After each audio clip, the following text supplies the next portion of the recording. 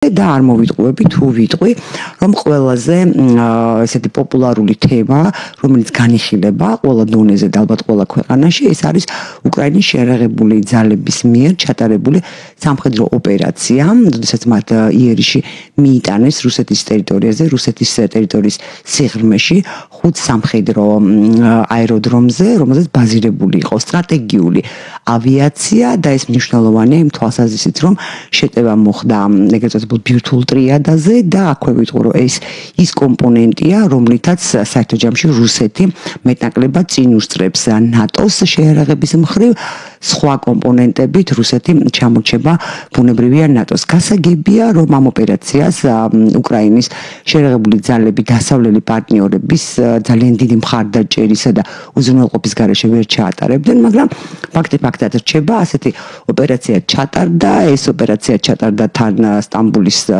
შეხვედრის წინა დღეს, თუმცა არ მგონია, რომ ეს დამთხევა ყოფილიყო განზრახ, ვინაიდან თუ წელიწად ნახევრის არა, რამდენიმე თვით ადრე იქნებოდა ეს მომზადებული, მაგრამ ისიც ფაქტია, რომ თარიღის ალბათ გადაწევა შეიძლება და 1-2 დღით, მაგრამ არ გადაწია უკრაინულმა მხარემ და მისმა მოკავშირეებმა, მაგრამ ჩვენ ამ საკითხს რათა ვერ გავიგებთ.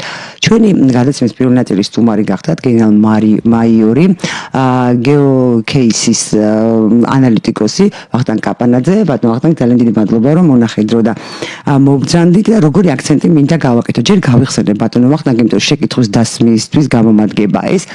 როდესაც 2002 წელს დაიწყო წვისა და აღჭურვის პროგრამა, ჩვენ ბუნებრივად ძალიან გაგვიხარდა, მაგრამ ეს პროგრამა, რომელთა ჩვენი ელიტური სამხედრო შენაერთები გაიცნო და რომელიც დღემდე წარმოადგენს საქართველოს შეიარაღებული ძალების ბირთვს, მომზადებული და გაწვრთნილია კოალიციის სამხედრო მიზნებისთვის და არა საქართველოს სახელმწიფოს წინაშე მდგარი სამხედრო მიზნების გადაწყვეტისთვის და ეს აჩვენა შემდგომმა წლებმაც. მე მაშინვე ვსვამდი ამ კითხვას, ხალხში მხოლოდ წლების შემდეგ მიპასუხეს სპეციალისტებმა და სამხედროებმა, რომ ეს ნამდვილად ასე იყო და საქართველოს სამხედრო ამოცანების გადასაჭრელად გაწვდილი მაღალი დონის სამხედრო კონტინგენტი ჩვენ არ გვყავდა.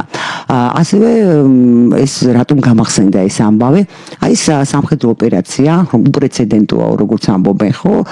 ყველა რუსეთის მომხრე, რუსეთის მოწინააღმდეგე, უკრაინის მომხრე, მოწინააღმდეგე, დასავლეთის მომხრე, მოწინააღმდეგე, ყველა ერთხმად აღიარებს ეს უპრეცედენტო ოპერაცია, ძალიან საინტერესო და კიდევ ვარაუდობენ, რომ ეს აუცილებლად შევა სამხედრო სახელმძღვანელოებშიო. მაგრამ მე მიჩნდება ასეთი კითხვა. აი თქვი კიდეც რომ ამ ოპერაციის შემდეგ დასუსტდა ალბათ ბირთვული პოტენციალი რუსეთის. შესაბამისად, ეს ოპერაცია, რომელიც ჩატარდა, როგორ წაადგება რუსეთ-უკრაინას, უკრაინის ფრონტის ხაზზე, უკრაინის ტერიტორიაზე და ეს სამხედრო ოპერაცია რა ბენეფიტს მოუტანს თუ ამ სამხედრო ოპერაციამ რა ბენეფიტი მოუტანა ნატოს რუსეთთან აი ამ გეოპოლიტიკური, ეგზისტენციალური ამ სამხედრო სასიცოცხლო დაპირისპირების პროცესში და აქვე ვიტყვი, იმიტომ რომ ჩვენ საზოგადოებას ეჩვები აქვს ხოლმე მუდმივად, რომ რა თქმა უნდა უკრაინას ყველა შესაძლებლობა უნდა გამოაყენებინა და უნდა გამოიყენოს, რომ წერს და ესხას თავს და გაუნადგუროს შეიარაღება. მაგრამ კონკრეტულად მაინც მაინტერესებს, ვისთვის უფრო სახეიროა ეს უკრაინისთვის თუ თქვათ გეოპოლიტიკური დაპირისპირებისას ნატოსთვის? პირველ რიგში მოგესალმებით, მე ვესალმებ თქვენს მსმენელს და მაყურებელს.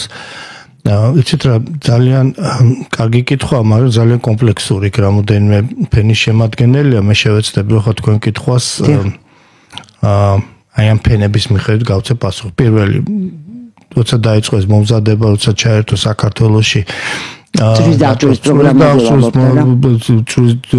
დაღჭურვის პროგრამა, GTP ეგრეთ წოდებული, შემდეგ იყო ეს პროგრამის გაუმჯობესებული სახე და ასე შემდეგ.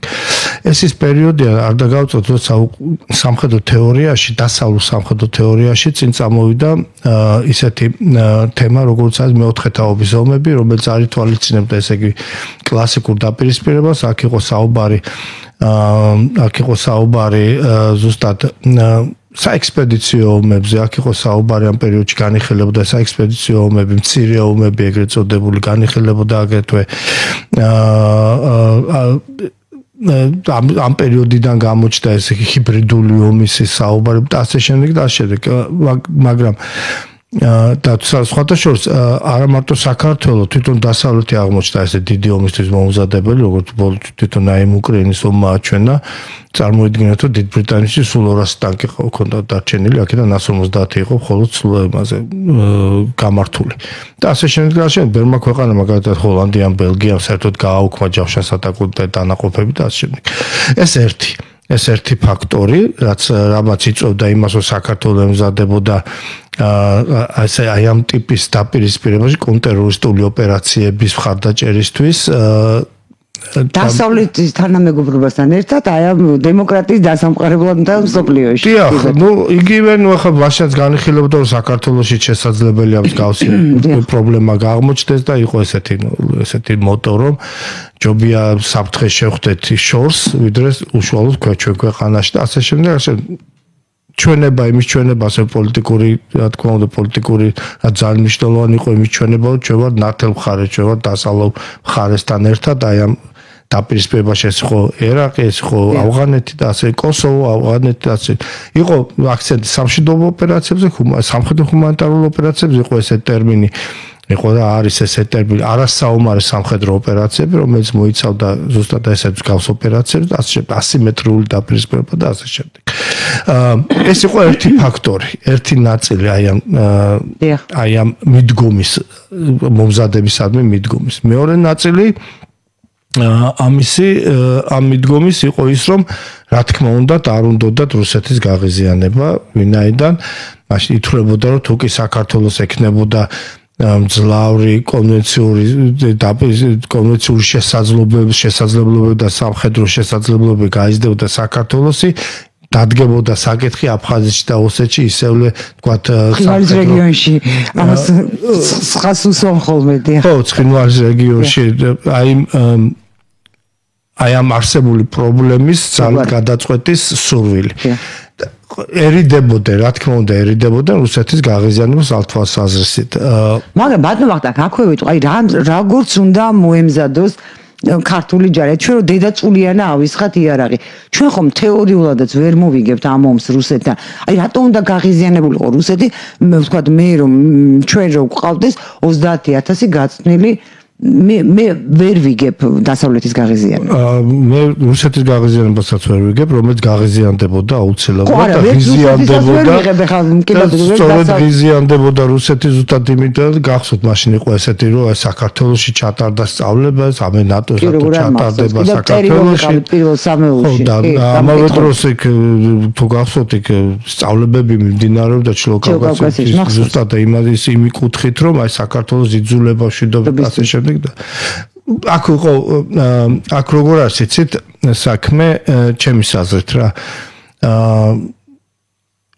საქართველოს უნდა ქონდა ესეთ პოტენციალი, უნდა ქონდეს ესეთ პოტენციალი, რომელიც იქნება შემაკავებელი პოტენციალი მოწინააღმდეგისადმი, რაც გულისხმობს იმას, ეს არა მხოლოდ სამხედრო თვალსაზრისით, მოწინააღმდეგებს სავარაუდო მოწინააღმდეგე რუსეთზე ახლა ლაპარაკის, რაც უნდა სხვა ტერმინები ვიხმაროთ, მაგრამ უნდა იცოდეს, რომ ამ შემთხვევაში მისი წარმატება, მისი ბენეფიტი, მისი მოგება გაცლებით უფრო ნაკლები იქნება მისი სამხედრო, პოლიტიკური თუ ეკონომიკური თვალსაზრისით მის მიღებული შედეგისა ზარალთან შედარებით. ესეთი ამდენად ხა თუ მიუდექით იმას, აქვია გამოჩნდა დღეახლა გამოჩნდა უკრაინაში გამოჩნდა, მაგრამ სხვა ხედვა იყო ხო, სხვა მოსაზრებები იყო ხო? რომ უკვე რუსეთი არის მეორე არმია მსოფლიოში და ასე ახლა აღმოჩნდა რომ უკრაინაში არის მეორე არმია რამდენად უნაროდი ომს კარგად ჩას ხო ჯერ კიდევ უკრაინაში მიუხედავად დიდი მსხვერპლისა და უკრაინელების და რუსეთის მხრიდან მაგრამ ჯერჯერობით დიდ წარმატებას რუსეთმა თავისი სტრატეგიული ამოცანები ვერ გადაწყვიტა უკრაინაში. რაც შეეხება ახლა საქართველოს, რა თქმა უნდა, აი ამ იმ პრინციპით, რომ რუსეთს 155 მილიონიანი მოსახლეობა ყავს, მაშინ შეიძლება თქვა, რომ ინდოეთს ყავს 1,5 მილიარდი მოსახლეობა და ინდოეთზე მძლეველი არავინ არ არის. და ინდოეთს შეუძლია ყველა ქვეყანა დაიპყროს, ხო? ეს არის ძალიან ისეთი არა, მე ამ შემთხვევაში ვთქვი, რომ აი გაღიზიანება ხო რა თქმა უნდა არც რუსეთის არც დასავლეთის ეს მორიდებულობაც არ მესმის, რომ 20,000 სიანი ჯარი რო ყავდეს გაწნილი კარგად, რა საფრთხე შეიძლება შეგვქონდეს იმას გარდა რომ ასე იოლად ვერ წამომარტყამ თავში. ეს არის ხო მარტივად რომ თქვა არასამხედრო. აბსოლუტურად მართალი ბრძანდები და ლოგიკურ დასავლეთი მიყვებოდა რუსეთის ლოგიკას. ხო რუსეთი ღიზიანდებოდა ნებისმიერი მოქმედებით, რომელიც საქართველოში მიმართული იყო სამხედრო, თქვა იგივე წვრთნებთან სამხედრო. ჯერ ჯიტებთან დაკავშირებით თუ გახსოვთ რამხელა გამოხმაურება ქონდა რუსეთს, რომ ეს არის ჩვენი სამხრეთი ფლანგის საფრთხე და ასე შემდეგ და ასე შემდეგ. ძალიან ძნელია რუსეთის პოლიტიკაზე ისაუბრო როგორც ობიექტურ ლოგიკურ პოლიტიკაზე. ყოველთვის სუბიექტური პოლიტიკა ქონდა რუსეთს, როგორც საქართველოს, ისე უკრაინის მიმართ, ხო? რატომ არის ესეთი გამწარებული რუსეთი და ესე ბრძოლობს უკრაინისთვის და უკრაინაში? როდესაც ეგრეთ ფინეთი 1200 კილომეტრიანი საზღვარი დაემატა ნატოს, ხო? ფინეთის. ხო, ხოდეში მანდ მე ვფიქრობ, არ ვიცი ხარ რამდენად მართებულია ჩემი შეფასება. მან ვფიქრობ, რომ ფინეთისადმი არ აქვს ისეთი დამოკიდებულება, თქვათ როგორიც აქვს უკრაინისადმი ისტორიულად, პოლიტიკურად, მე ასე ვხსნი, მე ასე მგონი, არ ვიცი ხა რამდენად აბსოლუტურად მართალი ბრძანდებით, ზუსტად აქ არის მისი სუბიექტივიზმი. რუსეთი თვლის, რომ უკრაინა არის რუსების ნაწილი. ხო, კი.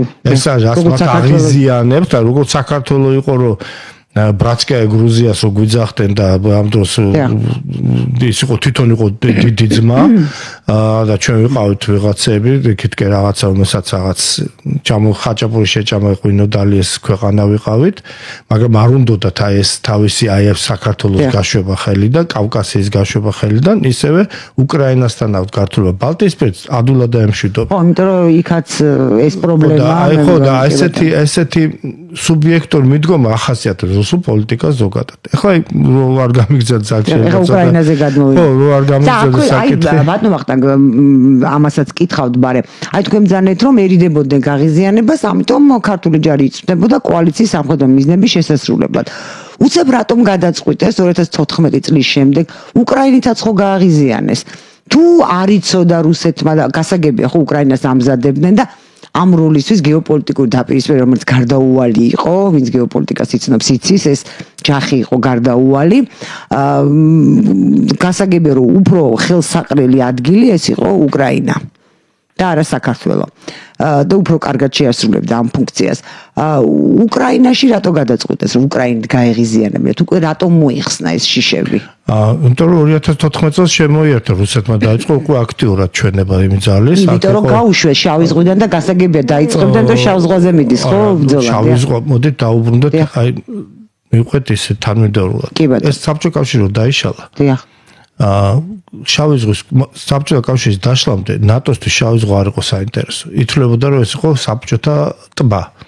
იმიტომ რომ მხოლოდ თურქეთი იყო ერთადერთი ქვეყანა, რომელიც შავი ზღვის ქვეყანა, რომელიც იყო ნატოს წევრი. დანარჩენი რუმინეთი, ბულგარეთი, უკრაინა, საქართველო, რუსეთი თავისთავად იყვნენ საბჭოთა ბლოკის შემადგენელი ქვეყნები, ხო?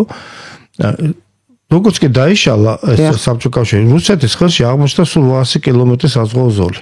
კი. ადლერიდან იმამდე რა ქვია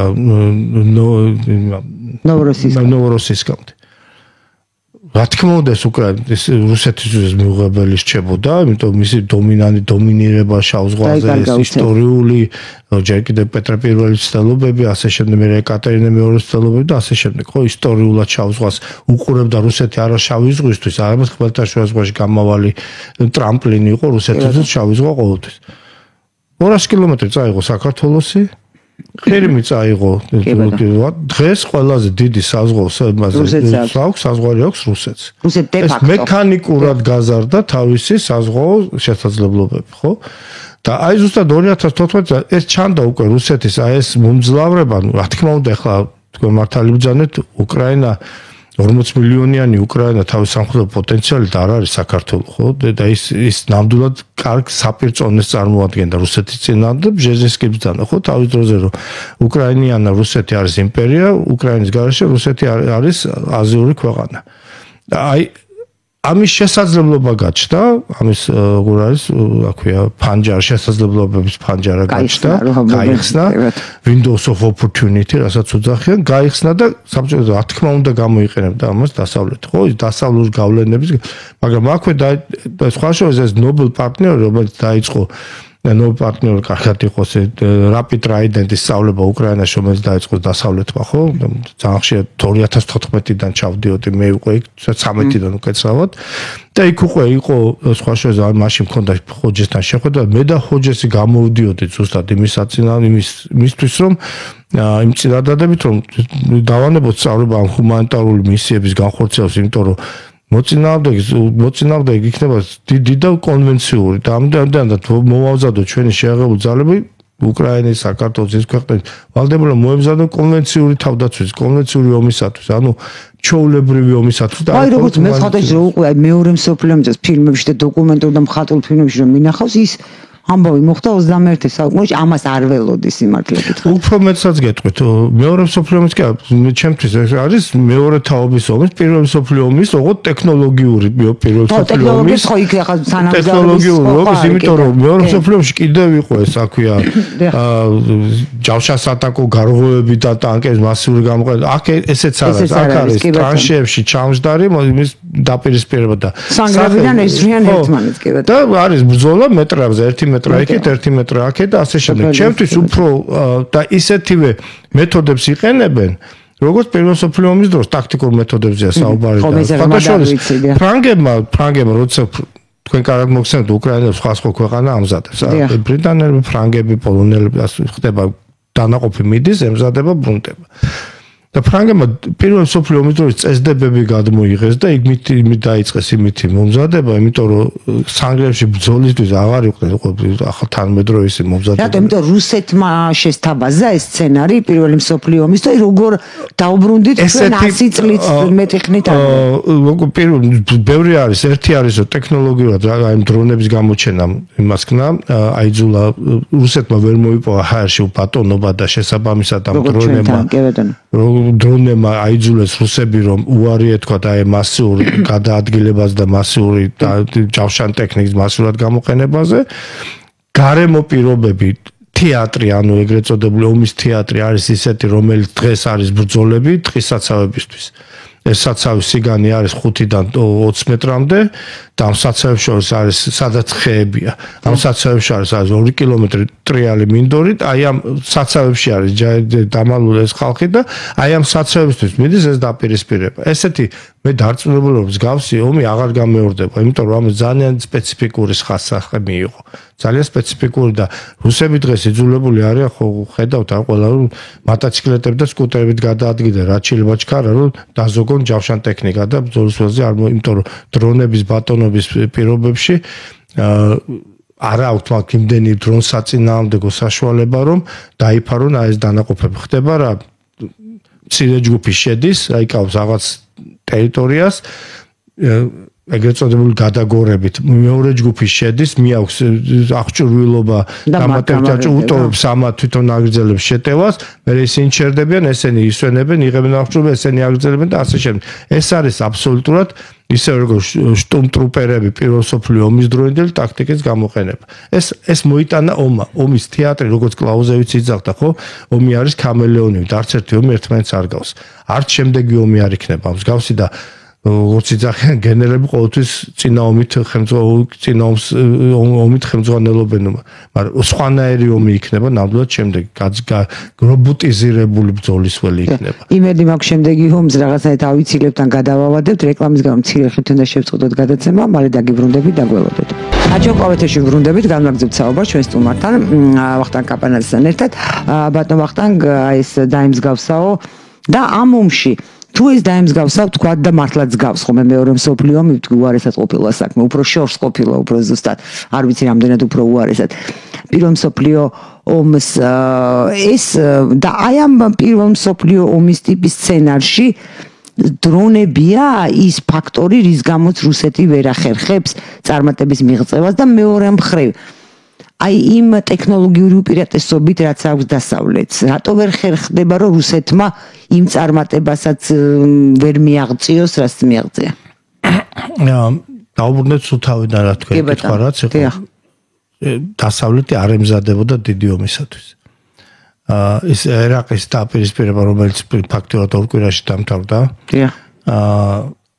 ესეთი მოწინააღმდეგე ესე იგი ანუ ომს გამოფიტვისთვის დასავლეთი ამისთვის მზად არ იყო.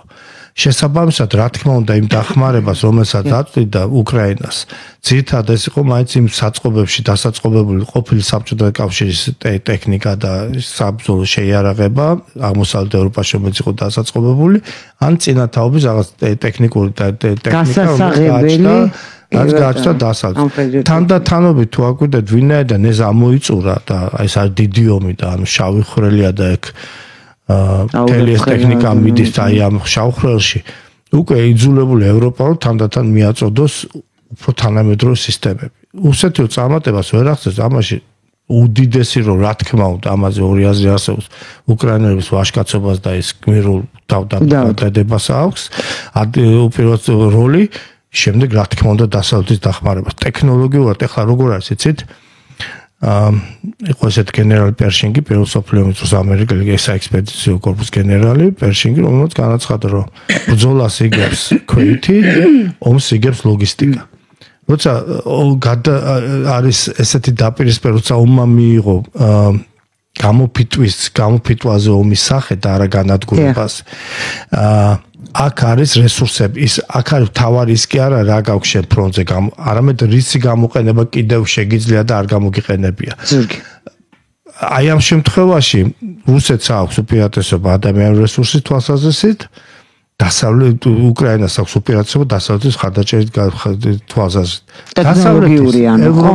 ტექნოლოგია არა მარტო ტექნოლოგია ეკონომიკური ფინანსური პოლიტიკური კიდე ნუ იქამდე მივდივარ ტექნოლოგიურად რა თქმა უნდა წინ არის ტექნოლოგიურად დასავლეთ ეხლა ორი აზრი არ არსებობს ჩინური რაც შედის თქვა იგივე რუსეთში მაინც კლონი არის ცუდი კლონია დასავლური ტექნოლოგიების ხო ჩინური ჯერჯერობით კი მაგრამ ჩინელები აი ხელოვნური ინტელექტის ნეიროქს პროგრამებით უკვე აღარ ჩამორჩებია. ნახოთ, აი იქნება ახლა ძნელი ახლა ეს გვირილაზე მკითხაობა, ძნელია, მაგრამ ნახოთ როგორ იქნება, როგორ განვითარდება ვინაიდან ამომმა ძალიან ბევრი დააჩქარა და ძალიან ბევრი აქტივიზირება განახვა მოხდა დასავლეთში, ხო? და ახლა ვადარებთ რას? 19 ტრილიონი იმას აქვია ეკონომიკური შესაძლებლობა ევროპის და 2 ტრილიონი რუსეთის. აი ამ დაპირისპირებაზე მიდის. აქ ვადარებთ, აი მე ისე ჩემ პირველ შეკითხვას დაუბრუნდები, ვადარებთ თუ არ ვადარებთ.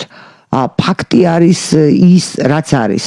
ამდენი დაღუპული უკრაინას შეიძლება უღირსეს არ ვიცი ხო ყველაფერი ის არის გიღირს არ გიღირს მიზანი უნდა ამართლებდეს საშუალებაზე ყოველს თავის დამოკიდებულება აქვს ამ საკითხისადმი ამ შედარებაში დასავლეთი უკეთ გამოიყურება სხვა თემაა ეს ომი რომ დამთავრდება ოდესმე ხო დამთავრდება უკრაინის ზარალი იქნება თუ არა ამის საპირწონე და იმ თემასთან რომ მივიდეთ თუ შეიძლება ბატონო ვახტანგ ის ოპერაცია რომელიც ჩატარდა უფრო ხელსაყრელი იყო უკრაინისთვის თუ იყო დასავლეთისთვის რუსეთთან გეოპოლიტიკური სამყარო სასაზღვრო დაპირისპირების გათვალისწინებით. ნუ პირველ რიგში ჩავთვალოთ რომ ეს იყო ოპერაცია რომელიც თავისი დონით ეს იყო სპეციალური ოპერაცია რომელიც განახორციელა უშიშროების სამსახურმა ფაქტიურად და ეს თავისი რანგით და ალბათ დონით იყო არანაკლები მეტი თუ არა იმაზე რაც განახორციელა მოსადმა ჰამასის წინააღმდეგ პეიჯერის ოპერაცია უკეთესი არანაკლები იყო ვინაიდან აქ ეფექტი ამის ეფექტიანობა და მოწინააღმდეგეც სხვა იყო და ეფექტიც სხვა არის წარმოიდგინეთ ახლა თქვენ ბრძანეთ ტრიადა ხო ბირთვულ ტრიადა ჰაერი მიწა ზღვა ამ შემთხვევაში ჰაერის კომპონენტზე რომელსაც მიტანილი იქნა ეს დარტყმა აი ეს სტრატეგიული ბომბდამშენები იყო სულ რუსეთს გააჩნდა 125-დან 127 ერთეულამდე. აქედან თითქლებოდა ექსპერტები თვლიდნენ რომ სადღაც 70% იყო მუშაობაში კიბეთ. და ეს ის თვითმფრინავებია რომელიც საბჭოთა კავშირის დროს არის გაკეთებული და ამას რუსეთი ვეღარ გააკეთებს, იმიტომ რომ ნაწილი იწევდა იმაში ნაწილები უკრაინაში, შუა აზიაში, ასე შემდეგ. ამას რუსეთი ნოლიდან ვეღარ გააკეთებს ესეთ ტიპის თვითმფრინავებს. შესაბამისად ესენი არიან გადამტანები ასე. ესენი არის გადამტანი, რომელსაც მაგალითად 95 შეუძლია 16 ის X-1 რაკეტა გადაეტოვოს, იმავე თითოეულს კიდევ რამდენიმე კობინი აქვს, ხო?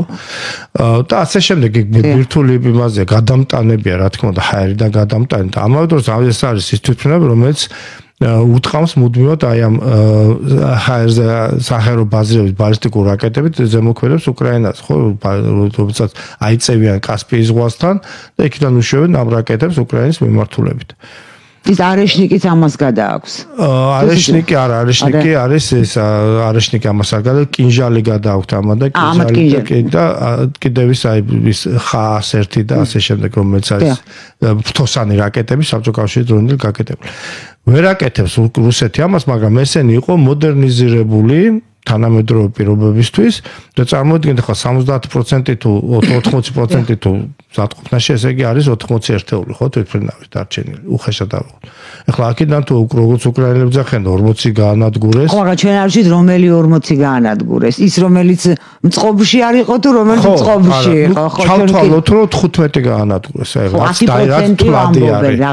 თვლადი არის, ეს იქნა განადგურებული. კი ბატონო, ეს იქნა განადგურებული, ესე ძალიან მტკივნეულია. ზარალია, თქო უნდა.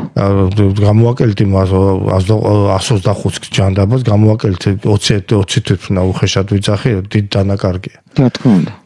ამას დავუმატეთ ორი ერთეული, რომელიც დადასტურებულად განადგურებული არის, ეს არის A50, ეს არის AWACS-ის ტიპის თვითმფრინავი, შეურული აღმოჩენა თვალთვალის თვითმფრინავი. რომელიც სულ 6 ყავდა თუ 6 თუ 7 ყავდა, ერთი ადრე ჩამოუგდეს უკრაინელებმა, 6 ერთეული ყავდა. ეს არის ის თვითმფრინავი, რომელიც ახორციელებს თვალთვალ უკრაინის ტერიტორიაზე არსებულ საჰაერო სივრცეზე და ასე შემდეგ და ასე შემდეგ. ანუ თვალები რუსეთის ეგ აეროკოსმოსური სარდლობა. ხო, აეროკოსმოსური სარდლობა და ავიაციის, ნუ რა თქმა უნდა. ანუ იღებს თანამგზავრებიდან, ხო, ყველაფრიდან ეს დაფრინავს, მუდმივად დაფრინავს, ერთდროულად არის ამდენიმე ათეული მიზანის ამოცნობა შეუძლია, მათი მართვა შეუძლია, ხედავს რა ვითარება, ვინ ამოწინამდე ხარში, ვინ არის მოტერი და ასე შემდეგ. ანუ ესეც ადრე იწყობოდა თუ არ ვშტები ყირგიზეთში, ახლა ვეღარა აწყობს რუსეთი ამას. ამ 6-დან თუ 7-დან 2 გაუნადგურეს. 2 განადგურდა, ხო? მაგრამ ყველაზე მთავარი ამ ოპერაციის არის ის დარტყმა, ის პოლიტიკური დარტყმა, რომელიც რა თქმა უნდა ძალიან რა თქმა უნდა ეს ყველაზე მეტად მომგებიანი. ეხლა უკრაინისთვის ეხლა აქვია თქვა არაფრინდება უხეშად ვიძახ 60 თვითმფრინავი და აფრინდება 20 თვითმფრინავი და გაუშვება. მაინც ანუ უკრაინას რო ეყოფა იმდენი დარჩა. მაგრამ აი ეს დაპირისპირებაში, აი ამ ბირთვულ დაპირისპირებაში, რა თქმა უნდა, ეს არის ძალიან დიდი საჩუქარი დასავლეთისთვის. ამაზე ორი აზრი არ არსებობს და ამის გარდა აქ არის ძალიან დიდი დარტყმა პრესტიჟისთვის, რუსეთის პრესტიჟისთვის, არის ძალიან დიდი პოლიტიკური დარტყმა რუსეთისთვის. და აქ არის სხვა შორის ის მომენტი, რომ პასუხის შემთხვევაშიც კი პასუხს აგებინებს უკრაინას. ან დასავლეთი ძალიან ისეთ წაუგებელს თამაშობს ამ შემთხვევაში. მე არავის მხარეს არ ვარ, არც ვაკნინებ, არც ვაკებ. მე ფაქტობრივად მინდა რომ ვისაუბროთ და იმიტომ ვაკეთებ ასეთ აქცენტებს. და ძალიან უცნაური იყო, მე ყველას მოусმინე მოკლედ, რუსეთის მომხრეებს, მოწინააღმდეგეებს, უკრაინის ყველას აზრი მაინტერესებდა. და არის კიდევ აი ეს აუხსნელი მომენტი, მაინც ვერ დავადგინე პუტინმა დაურეკა ტრამპს თუ ტრამპმა დაურეკა პუტინს ამ ამბის შემდეგ, მაგრამ კიდევ საათი და 15 წუთი ისაუბრეს და აქვე ვიტყვი რომ ტრამპმა ისიც ახსენა, ხო რო ისაუბრეს, ესე იგი არ ვიცი მე რა, ნუ ტრამპმა თქვა რომ პასუხი იქნება და ტრამპს რომ დაურეკა, ეს უკავშირდება ამ ბირთვულ შეთანხმებას სწორედაც, რომ ეს ღია ცის ქვეშ უნდა ყოფილიყო მონიტორინგისთვის ამ ტიპის სტრატეგიული ავიაცია. ეხლა რუსეთს თითქოს აქვს საბაბი რომ გადამალოს ეს სტრატეგიული ავიაცია და შემოწმება იყოს შეუძლებელი. არის კიდევ ვერსია რომ იქ ყალბი თვითმფრინავები წო ამით ხსნიან, მithom აი საბურავები რო ეწყო ფრთებზე ამ თვითმფრინავებს თქვენ როგორ ხსნით? აი ტრამპის და პუტინის საუბარი რატომ მოყვა ამას და მაშინ ვეთქვა ამერიკამ რომ ამაში არ იღებდა მონაწილეობას, ანუ ხელები დაიბანა. აი ეს რო შეაფასოთ სამხედრო პოლიტიკური თვალსაზრისით. სამხრეთ ვახსენე ახლა მაშინ ამერიკას რატომ აქვს თავ ანგარებში შეყვანილი თვითმფრინავები მარტო ხო და ეს არის უცნაური ეს არის რუსეთის თავმოყრობა რომელიც თვლიდა რომ ამათ არაფერი არ ემუქრება ვინ უნდა დაემუქროს საქართველოს უნდა დაემუქროს თუ ყაზახეთი ხო ეს ყავდა ეს თვითმფრინავები ისე განლაგებული თვლიდა რომ დიდი სიბრიყვეა ასეთ ყავდა რეაქციის აი როგორ უნდა ისიც აუგზალა, თქვა დასავლეთმა და მონიტორინგმა რომ დაცვა არ ყავდეს ამ თვითმფრინავებს, აუგზალა რადიოელექტრონული ბრძოლის საშუალებები არ უნდა ქონდეს ამ თვითმფრინავებს, პროფესიონალი სამხედრო არ უნდა იცავდეს და ახალ წოლი უნდა იცავდეს ამ აეროდრომის სადაც ეს თვითმფრინავია გალაგებული. ეს საოცარი ამბავია, კი ბატონო. ნუ ეს როგორი ის არის, იცით რომ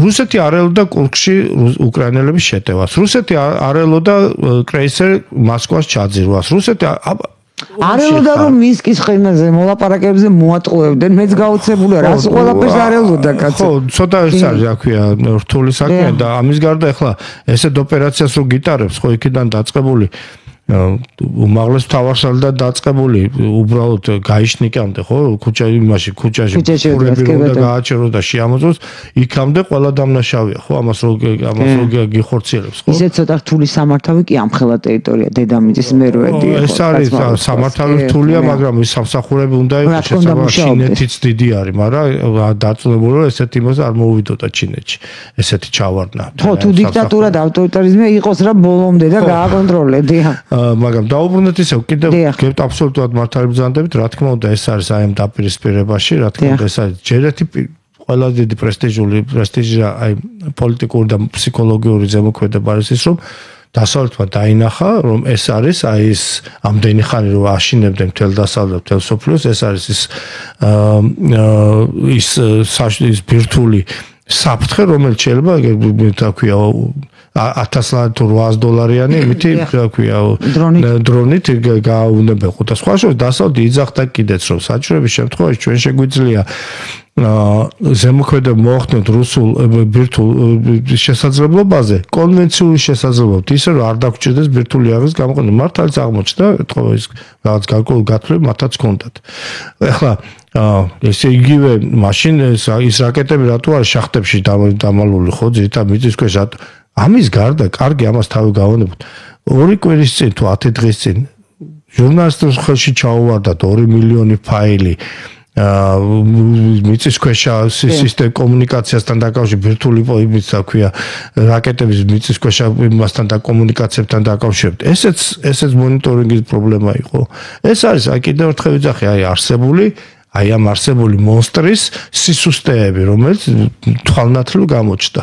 ნუ როგორც ჩანს დასავლეთით მუშაობს ახლა შესაბამის სამსახურები და ბუნებრივიც არის ეს. გეთანხმებით აბსოლუტურად მინიმუმ საინფორმაციო უზრუნველყოფაში ეს რა თქმა უნდა დასავლეთის ხარდაჭერა იყო, მაგრამ ეს ერთი წამითაც არ აქვეითებს იმ რუსი უკრაინელების მიერ განხორციელების საქმე ოპერაციას. იყო ძალიან კარგი წარმატებული ოპერაცია.